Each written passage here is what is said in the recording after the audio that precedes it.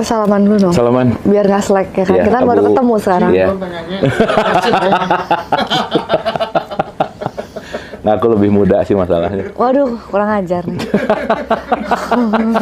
Emang tahu aja aku umurnya udah 7.000 tahun. Iya, kelihatan. Udah berkali-kali nih kesini. Iya, nggak bosan ya? Ya ini mudah-mudahan terakhir deh, capek. Gitu. Capek di bumi terus.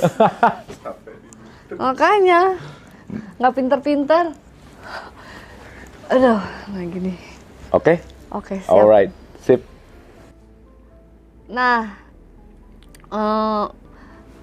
banyak orang mengalami berbagai pengalaman di dunia ini, baik yang enak maupun nggak enak. Bahkan terkadang banyak kejadian yang masih mengganjal di hati dan memerlukan sebuah skill, yaitu skill untuk memaafkan. Oke. Bagaimana cara memaafkan? Cara memaafkan? Iya. Oke.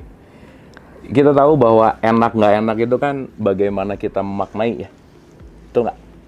Bahwa ini aku memaknai enak, ini aku memaknai nggak enak. Jadi kayaknya kalau kita mau bicara dalam konteks memaafkan itu bonus sih sebenarnya. Karena kalau kita berusaha memaafkan sampai kapanpun kita nggak akan bisa memaafkan. Maka forgiveness is a bonus gitu sebetulnya. Karena kata kuncinya adalah nomor satu, understanding dulu gitu. Mengerti kenapa itu terjadi. Kenapa nggak ngerti? Berarti kurang belajar gitu. Jadi kata kuncinya adalah terus belajar menerima gitu. Itu sih kata kuncinya. Makanya contoh, Chef Citra termasuk orang yang suka marah atau sering marah?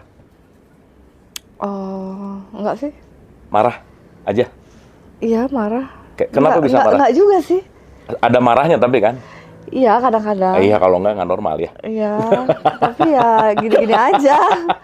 Ya. Ya. Kenapa bisa? Pernah kesel nggak? Berarti ada yang trigger. Trigger ya? Iya. Iya. Berarti sesuatu yang men-trigger itu kan datang karena di-triggering kepada data kan. Dan data itu yang ngebuat kita bahwa kenapa kita bisa marah, kenapa kita bisa kesel, karena kita nggak paham sebetulnya. Dan kenapa kita nggak paham? Karena kita kekurangan pengetahuan sebetulnya. Jadi, let's say kita bicara bahwa ada sesuatu yang buruk terjadi apa dan lain-lain. Kata kuncinya adalah untuk membuat kita keep learning sih. Gitu. Jadi, balik lagi ke pertanyaan tadi, once kita mau mencoba memaafkan itu bonus.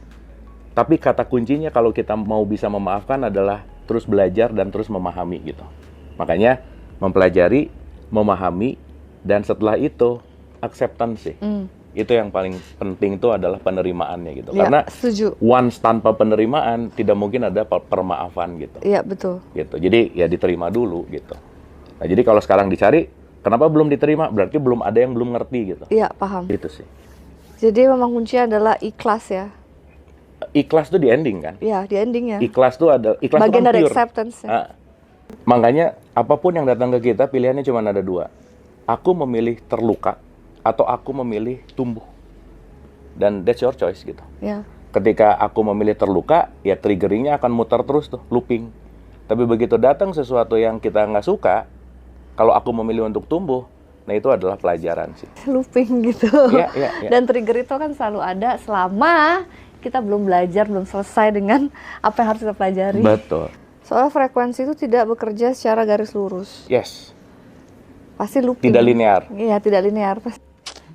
Waduh, ini lagi pertanyaan. Bagaimana cara agar kita dirindukan uang? Nah, Ini. gimana tuh? Ya, bikin kamu menjadi magnetnya uang lah. Ya balik lagi ya. Banyak sekarang kan pengen instan lah ya. Iya. Ya afirmasi, Iya. loa lah, macam-macam gitu. Alih-alih dengan metode-metode ini kan kata kuncinya adalah gimana caranya cepat kaya gitu. Dan kita tahu bahwa sesuatu yang cepat datang pasti cepat hilang. Cepat kan? pergi. Itu kan hukumnya gitu. Iya. Jadi kata kuncinya adalah ketika pertumbuhan terjadi pelan-pelan maka dia akan mendewasa. Iya. Tapi ketika pertumbuhan terjadinya cepat-cepat dia akan sombong. Dan kesombongan itu akan membunuh dia sendiri juga gitu. Iya. Nah jadi kalau tadi berbicara ingin jadi magnet uang, yang tadi di awal gitu, jangan nyari sih, tapi attract, gitu. Dalam artian kitanya benar-benar ya menjadi seorang chef, mau nggak mau suka nggak suka di antara ribuan chef harus punya diferensiasi dong, betul? Betul. Harus ada karakteristiknya. Harus ada karakteristik. Benar. Dan disitulah ketika kita mulai mengenal diri. Jadi kata kuncinya Karakteristik. balik lagi ke mengenal diri sih. Iya. Once kita mengenal diri, kita pasti percaya diri. Betul nggak? Karena aku kenal siapa diriku. Aku tahu apa sih kapasitas dan passion diriku gitu. Dan kalau aku sudah mulai percaya diri, aku tidak akan menjual diri. Itu yang paling penting. Akhirnya ketika kita ngerti bahwa kita tidak menjual dengan kebencian, menjual dengan korupsi, menjual dengan apapun konteksnya, ya jadi kata kuncinya adalah knowing your passion, knowing your value juga. knowing your value udah Karena pasti, sebenarnya dan knowing yourself. Ya, di pertanyaan ini kan gimana cara uang menyukai kita kan? Ya, make yourself money. Dengan cara apa? Ya, lu adalah uang itu, lu adalah currency itu, lu adalah value itu.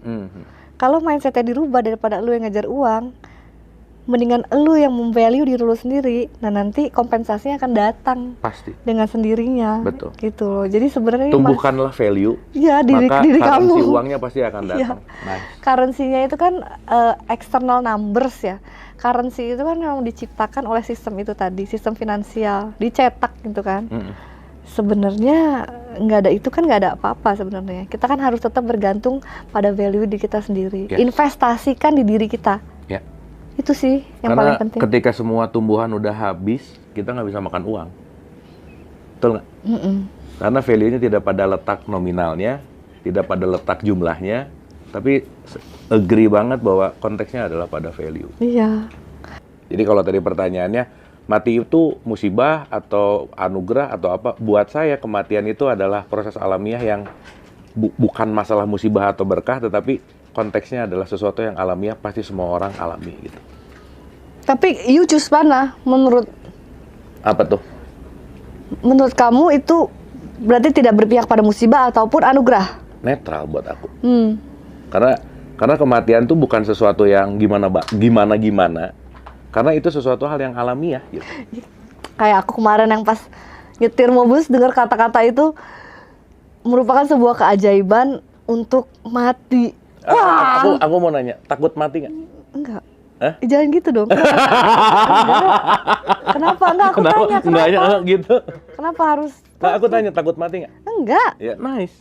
Karena sekarang ketika ada pertanyaan takut mati, hampir dari apa yang saya riset 95% orang jawabnya pasti takut. Ya kan sama seperti lahir ya kan? Sama. Itu kan portal, kalau kamu lahir kembali kan kamu harus mati dulu, gimana sih? Iya, ya terserah mau lahir kembali atau apa kan, atau about feature ya. Cuman maksud saya adalah banyak orang bukan takut mati, tapi takut konsep akan mati. Karena ditakut-takutin sama mati. Biasanya konsep menurut kamu ketakut mati kenapa? Ya itu tadi biasanya dalam perspektif religius ya. Nanti habis mati ada neraka, nanti disiksa, ina itu gitu. Kayak itu ya buku yang zaman dulu tuh ya. Iya. Yang tahu kan yang ada ilustrasinya serem banget ya. Oh itu nggak tahu, belum lahir. Berarti gue tua banget dong kalau gitu. Enggak, saya baru tahu kemarin, saya dikasih tahu buku yang kemarin. Gitu, jadi buat saya ya perspektif ya bahwa mati mau blessing kayak atau musibah apa dan lain-lain, tapi yang paling jelas adalah mati itu adalah hal yang nature, bukan hal buruk gitu. Pun kalau kita mau bicara dalam konteks hidup dalam perspektif teologis bahwa semua akan kembali ke Tuhan misalnya, ilahi rojiun misalnya, apapun itu penamaannya, ya gimana mau pulang kalau kita nggak mati dulu gitu. Iya benar. Betul nggak? Semua orang pengen masuk surga tapi disuruh mati duluan nggak mau gitu, aneh juga kan? Gitu, karena, berarti Mas juga nggak takut mati dong? Iya. Karena perspektif layer mati itu banyak sih Mbak. Maka kalau dalam tasawuf itu ada kata-kata belajarlah mati sebelum mati. Jadi buat saya kalau ada orang yang mati meninggal, itu adalah tubuh biologisnya yang sudah tidak berfungsi. That's it. Sementara kan kalau the true source kita itu adalah energi kan. Di mana energi nggak bisa diciptakan, nggak bisa dimusnahkan, dia hanya bisa bertransformasi. Benar. So how come kita bicara mati kalau bicara tentang diri yang sejati gitu? Mati itu kan density ya, selalu berhubungan dengan 3D, dunia materialistik, dunia fisik berat. Kalau kamu mau seringan-ringan dan menjadi cahaya, kamu kan harus transcend, ya kan? Kamu harus merubah dari dunia fisik ke light. Ya kan berarti kan harus ada prosesnya ya. Betul. Jadi harus meninggalkan dunia fisiknya gitu. Iya. Ya jadi kan bukan hal yang buruk dong. Makanya bukan harusnya sih. Kalau kita ngelihat dari perspektif yang lebih luas, kalau ada orang yang meninggal, ngasih ucapan ya, turut bersukacita harusnya. Iya. Bener nggak? Iya. Bukan berduka cita, orang dia udah beres kok. Iya. Gitu. Benar. Cuman kan ini yang ngerti 1% doang sih. Iya. Gitu. Sebenarnya dalam konteks perjalanan hidup pun, dalam tanda kutip ya, kita harus mati juga untuk reborn. Oh iya. Iya kan? Iya. Kamu takut mati, Mas Hendra? 50-50. Hah? Ami, kamu takut mati? Kalau ditinggal mati takut nggak? Kan kemelekatan tadi. Tinggal siapa? Nggak ada yang ninggalin ya. Sebenarnya. Apa? Ya kita nggak pernah ditinggalkan siapa-siapa kan. Anyway. Iya. Oke. Jadi itu jawabannya. Merenung dulu yuk.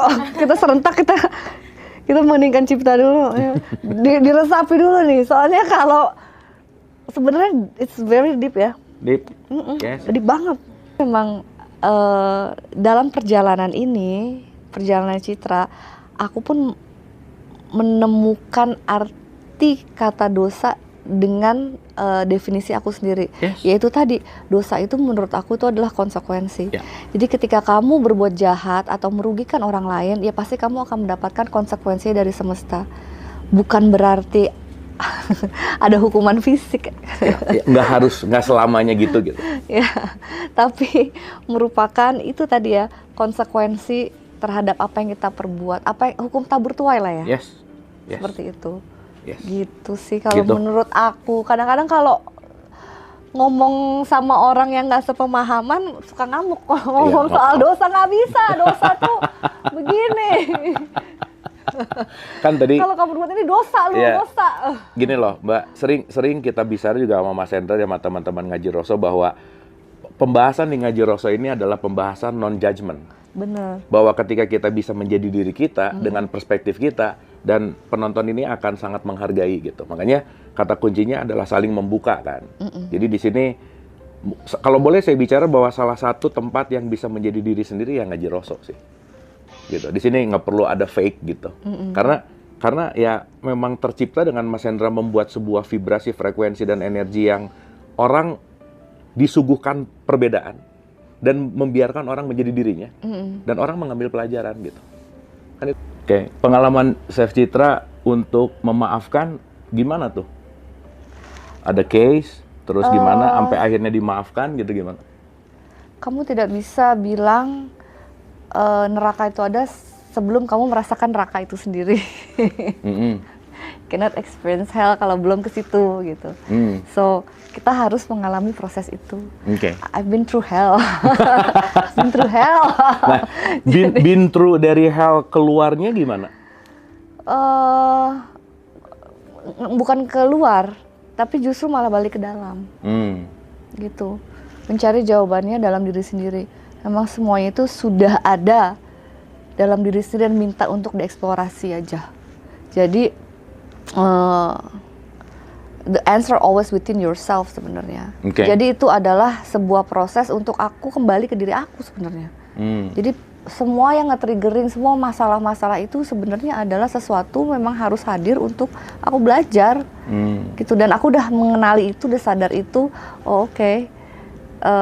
Ini adalah sebuah level yang harus aku jalanin, aku kupas lapisan bawang ini gitu kan, sampai nanti akhirnya aku menemui kupasan-kupasan yang baru. Kan life is all about that gitu. Dan nggak pernah habis lah ya. Nggak pernah habis gitu. Ketika kita pikir oh kita udah mentok nih ya, nggak juga, not yet gitu, masih ada level selanjutnya. Oke. So itu paling penting sekali dan banyak orang tidak sadar bahwa hidup itu harus sadar di saat ini.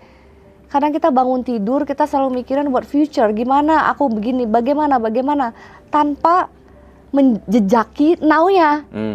Tanpa menyadari bahwa lu mau apapun di masa depan, kalau kamu tidak berkesadaran di masa sekarang, it will not gonna happen. Yes. Tuh. Jadi, cintailah masa sekarang ini. Bahkan,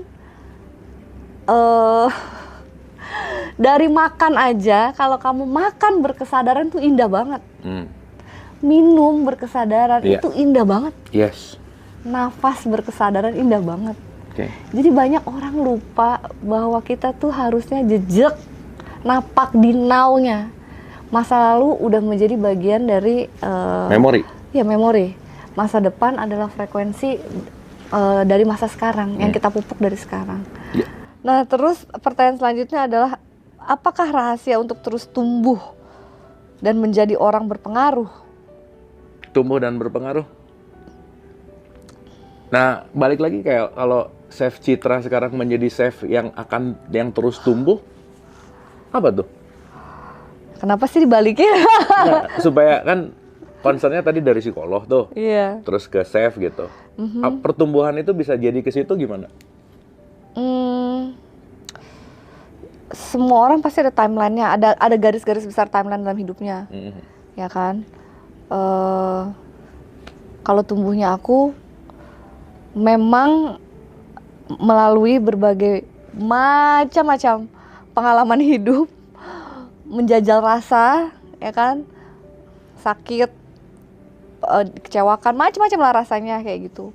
Dari situlah aku tumbuh, gitu, dari hujan dan dari panas. Tumbuh, lalu menjadi Citra yang sekarang dan masih belum selesai. Ongoing proses ya? Iya, soalnya kan namanya hidup ya. Hidup kan merupakan sebuah pembelajaran tidak pernah selesai sampai akhirnya kontraknya habis. Ya kan, sampai akhirnya udahlah di stop gitu kan. Selesai pembelajarannya. Jadi ya selama aku masih bernafas ya aku masih terus bertumbuh, Mas. Oke. Berarti kata kuncinya adalah gimana terus kita bisa bertumbuh dan berpengaruh, kan berarti yang paling nomor satu adalah tidak pernah berhenti belajar kan? Benar. Betul nggak? Ya. Tidak pernah berhenti belajar dan menyadari bahwa kehidupan ini sangat dinamis. Dinamis Dan banget. kata kuncinya saya rasa kita semua boleh lelah dan capek, tapi yang penting jangan menyerah. Jadi yang penting terus berjalan aja sih sebenarnya. Don't give up gitu.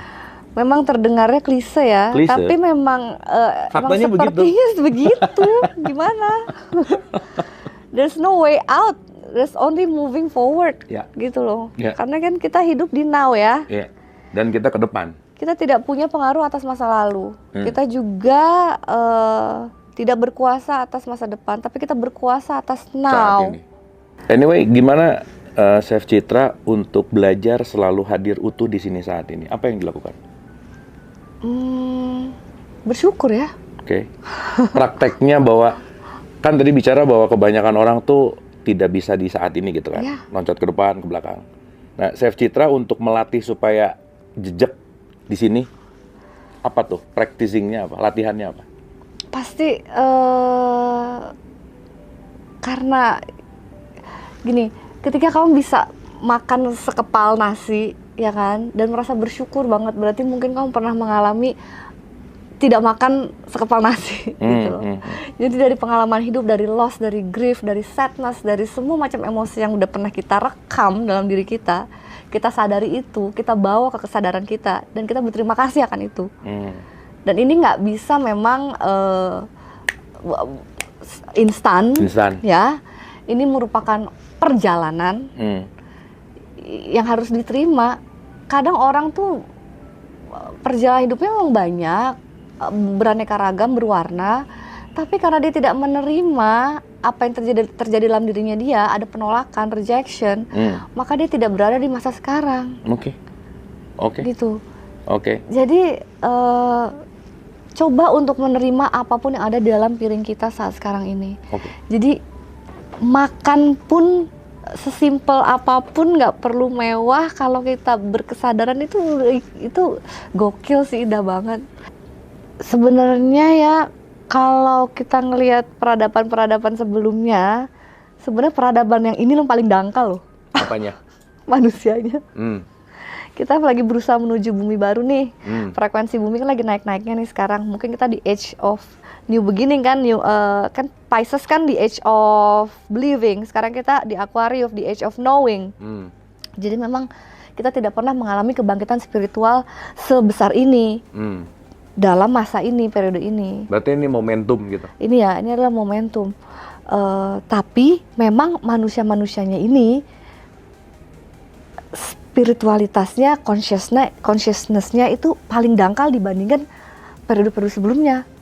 Contohnya? Buktinya gimana? kalau peradaban Mesir ya kan, level consciousness-nya udah tinggi banget deh. Mereka itu hidup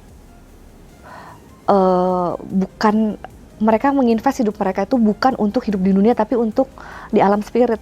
Itu Egyptian.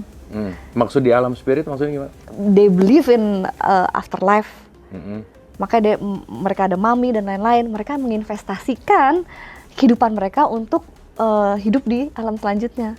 Memang begitu, mereka consciousness udah tinggi. Nah, maksudnya dengan kita kedangkalan dengan mereka di alam itu apa dangkalnya di mana? Kita kedangkalan memang kita beberapa ratus tahun ini lagi dibajak sama si ya itu tadi si pembuat Matrix itu dalam segala aspek ya. Dalam pendidikan dan makanan, udara, air yang membuat kita dangkalnya itu kita tidak sadar bahwa kita sebenarnya bisa melampaui batas dari diri kita sebenarnya. Oke. Jadi kita tuh dibuat sibuk, dibuat lupa, amnesia terhadap kemampuan kita sebagai manusia sebenarnya. Tapi zaman Mesir kalau mau makan susah ngegojek ya. Sekarang mencet datang lebih gampang ya. Kayak ya. Pusing dulu. Nggak ada Gojek deh. Nggak ada Gojek, hujan, becek.